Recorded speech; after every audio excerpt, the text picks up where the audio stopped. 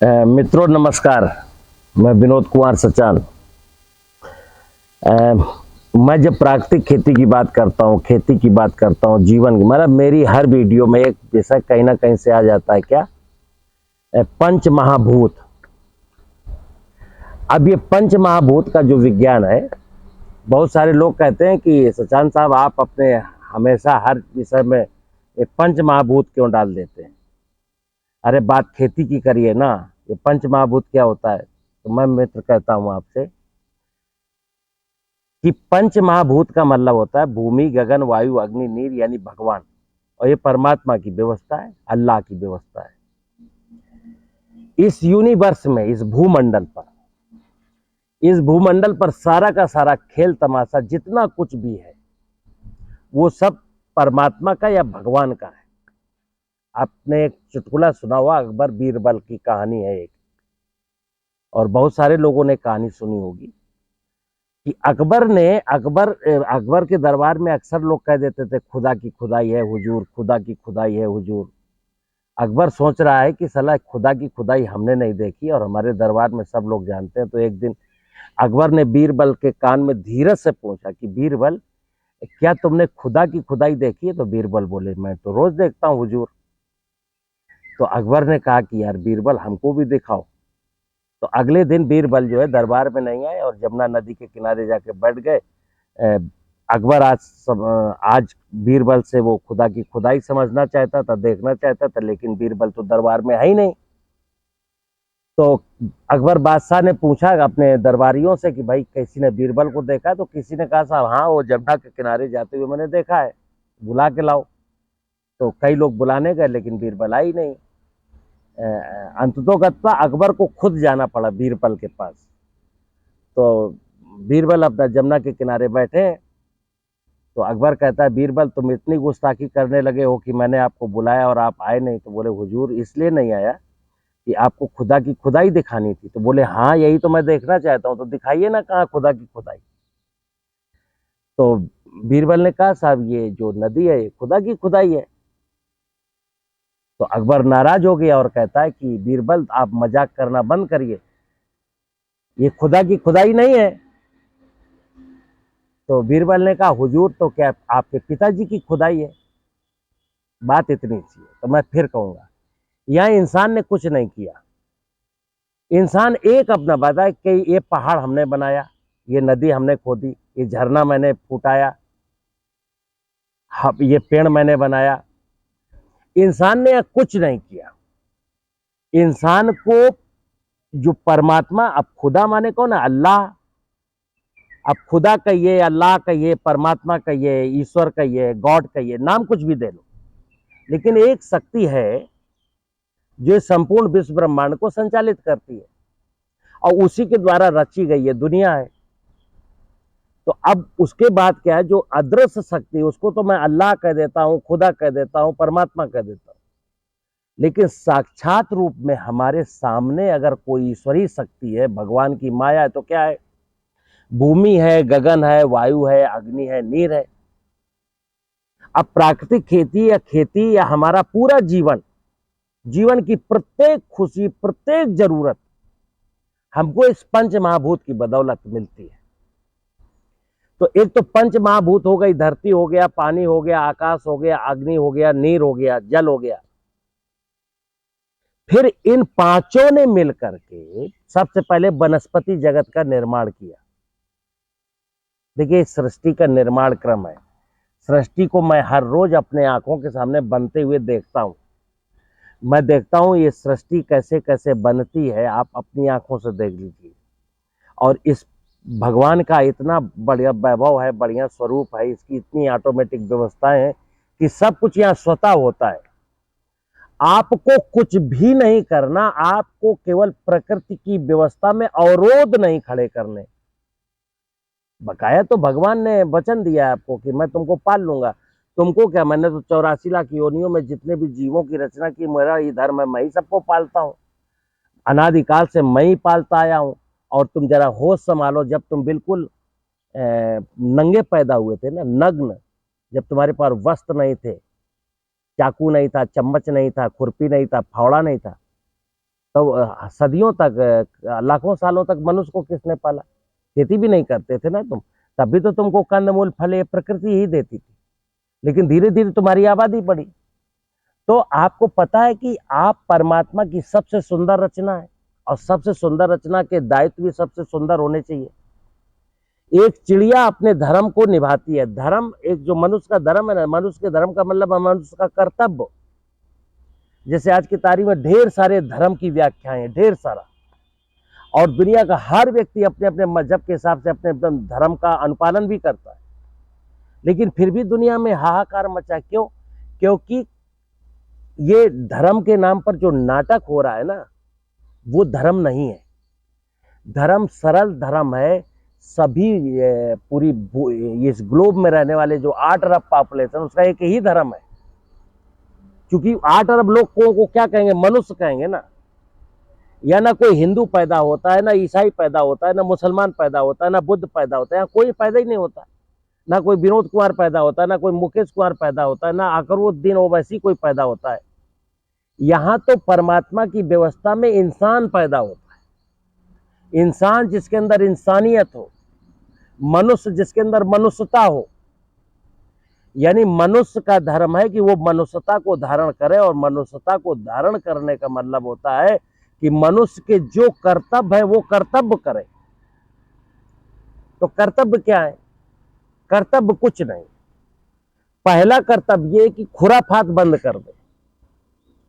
जैसे ये पंच महाभूत की जो माया है, हमको इसको ठीक नजर से देखना है कि धरती का मेरे जीवन से क्या रिश्ता है, सूरज का मेरे जीवन से क्या रिश्ता है, आकाश का मेरे जीवन से क्या रिश्ता है, पानी का मेरे जीवन से क्या रिश्ता है, फिर जलचरों से मेरे जीवन का क्या रिश्ता है। आप देख रहे हैं ना कि कोस्टल एरिया में कितने सारे लोगों की रोजी रोटी मछली से चल रही है, जो समुद्र में ऑटोमेटिक पैदा होती है। तो रिश्ता है कि नहीं है? अगर समुद्र में मछलियां ना होती तो। लेकिन अब मैं समुद्र में बारूद डालूंगा, समुद्र में बम फोड़ूंगा, समुद्र में कचरा फेंकूंगा, तो मछलियों का प्रोडक्शन कुछ घटेगा, और घटेगा तो खामियाजा कौन भोगेगा? मनुष्य। इसी प्रकार हम लोग देख रहे हैं, मेरी जरूरत क्या है? मुझे श्वास लेने के लिए 21,000 बार ऑक्सीजन चाहिए। ऑक्सीजन कहां से मिलेगी? वृक्षों से मिलेगी। वृक्ष मैं काट रहा हूं। तो अब ऑक्सीजन जो 21% होनी चाहिए एटमॉस्फेयर में, देश के बहुत सारे जो शहरी इलाके हैं वहां पर 21% ऑक्सीजन नहीं है। अब जहां पर 19% ऑक्सीजन रह गई वो एटमॉस्फेयर में, वहां के आदमी को आप प्राणायाम सिखाएंगे तो क्या होगा? उल्टा हो जाएगा ना। तो हमारा धर्म है कि पेड़ों को लगाना, हमारा धर्म है वाटर बॉडीज को बचाना, हमारा धर्म है जमीन की फर्टिलिटी को सुधारना, हमारा धर्म है चिड़ियों को, तितलियों को, मधुमक्खियों को, यानी संपूर्ण इस भूमंडल पर रहने वाले जितने भी प्रकार के जीव जंतु, उन सबकी सुरक्षा करना। लेकिन हमको क्या सिखाया गया? खेती के नाम पर। मैंने अभी पीछे बोला कि आपसे कहा गया ये बीमारी है, इसको मारो, ये कीड़ा है, इसको मारो, मच्छर को मारो, छिपकली को मारो, काकरोच को मारो, सांप को मारो, बिच्छू को मारो, केंचुओं को मारो, नीलगाय को मारो, फिर गाय को भी मारो। आप कल्पना करिए कि परमात्मा ने या इस प्रकृति ने या इस भगवान ने जितनी भी जीव इकाइयां बनाई हैं, तो ये परमात्मा या भगवान बेवकूफ है क्या? तुम्ही को अकेले बना देता। जब तुमको कोई इकाई यहाँ पसंद नहीं है, तुम परमात्मा के सबसे सुंदर रचना हो, तो परमात्मा को चाहिए था कि मनुष्य को केवल बनाता, और किसी की जरूरत क्या थी?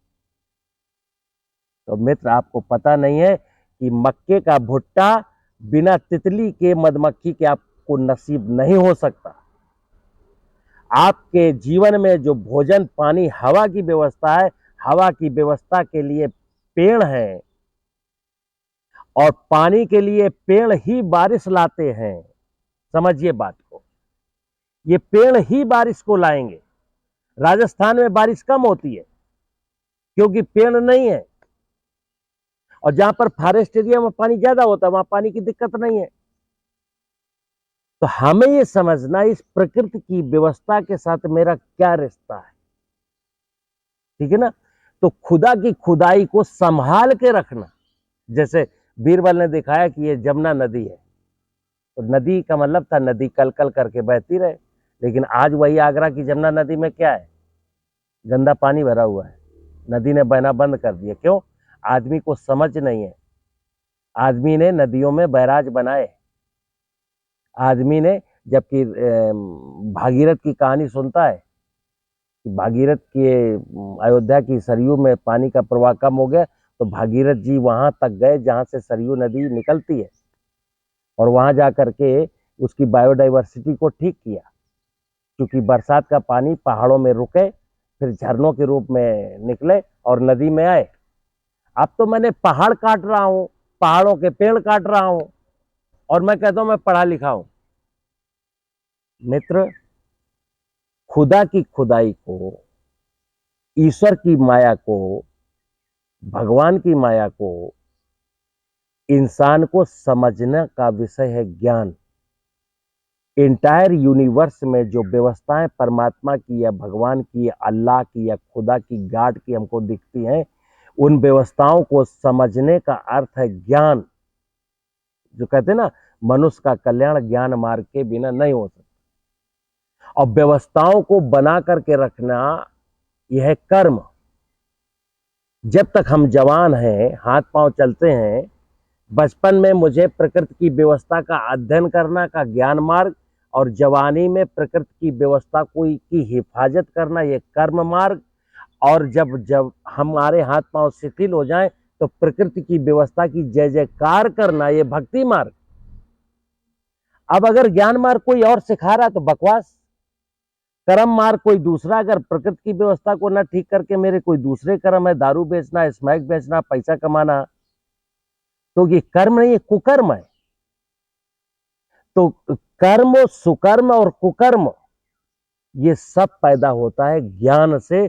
इसलिए मैं अक्सर कहता हूं कि प्रकृति की व्यवस्था को समझना, प्राकृतिक खेती में प्रकृति की व्यवस्था को समझना ही सबसे ज्यादा जरूरी है। क्योंकि प्रकृति की व्यवस्था को जब मैं समझ जाता हूं तो फिर आप समझ लेंगे कि प्रकृति आपसे कुछ भी नहीं मांगती। क्योंकि देने, अरे भगवान को आप क्या चढ़ाएंगे, क्या अर्पित करेंगे?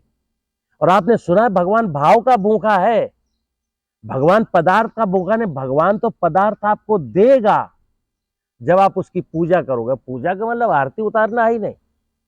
जमीन की फर्टिलिटी कैसे इंप्रूव हो, जमीन बारिश ज्यादा कैसे हो, पेड़ लगाना है, बारिश का पानी खेत में कैसे रुके, मेड़ बनाना है, सारे के सारे जीव जंतुओं का लालन पालन कैसे हो, यानी किसी को मारना नहीं, किसी को कष्ट नहीं देना। सर्वे भवन्तु सुखिनः, सर्वे सन्तु निरामया, सर्वे भद्राणि पश्यन्तु मा कश्चित् दुःखं भाग्। मुझे उम्मीद है मैं इसी तरीके की बात करता हूँ कि हम नहीं चाहते कि मुझसे बहुत ज़्यादा लोग जुड़े, लेकिन जो भी बुद्धिजीवी जुड़ना चाहता है वो ठीक सा बुद्धिजीवी जुड़े, और इस महायज्ञ में, इस महापर्व में अपना हाथ बटाए। और ज़्यादा से ज़्यादा लोग हाथ बटाएंगे तब तो मेरे आने वाली पीढ़ियाँ यहाँ रह पाएंगी। नहीं, आने वाली पीढ़ियों के बारे में तो आप देख ही रहे हैं कि हमें तो लगता है कि 20 साल के बाद ड्रिंकिंग वाटर को लेके मेरे बच्चे मर जाएंगे। पानी नहीं मिलेगा पीने को, मिलेगा तो पानी में इतना ज़्यादा कंटामिनेशन होगा, वो कंटामिनेशन हैवी मेटल्स पी के मर जाएंगे। कल को हम भोजन इसमें इतना ज़्यादा जहर डाल चुके होंगे कि हम भोजन खा के मर जाएंगे। तो पानी पी करके शीतलता आए, पानी पी करके मेरी आत्मा को तृप्ति मिले, भोजन खा करके मेरी हेल्थ सुधरे, ऑक्सीजन प्राणवायु लेकर के मैं हेल्दी रहूं, मेरा मन बुद्धि विचार सब दुरुस्त रहे, इसलिए मुझे जीना है ना। और कागज के नोट में तो कुछ रखा नहीं है, और कागज का नोट ये देगी। अगर प्रकृति की व्यवस्था को, जैसे बोलते हैं ना कि लक्ष्मी किसकी देवी, अभी तो मैं लक्ष्मी का मतलब कागज का नोट समझता हूँ। यथार्थ में जाएंगे तो क्या है, लक्ष्मी का मतलब है सुख की, शांति की, वैभव की देवी। सुख शांति समृद्धि की देवी है लक्ष्मी। और सुख का मतलब है निरोगी काया। आप कंटामिनेटेड वाटर पियोगे तो निरोगी काया तो हो नहीं सकती। हवा ले रहा है उसमें अगर कोई जहरीली गैस है तो आपका काया शुद्ध रहे, मतलब आपका शरीर स्वस्थ रह नहीं सकता। तो लक्ष्मी का मतलब है पहला सुख निरोगी काया, और फिर दूसरा शांति। जो स्वस्थ होगा, जिसके मन में लालच नहीं होगा, उसी का मन शांत होगा। और समृद्धि का मतलब है प्रकृति की समृद्धि। प्रकृति की समृद्धि के बीच में रहता हूँ, ठीक है ना। मुझे उम्मीद है आपको मेरी बात समझ आएगी। नमस्कार।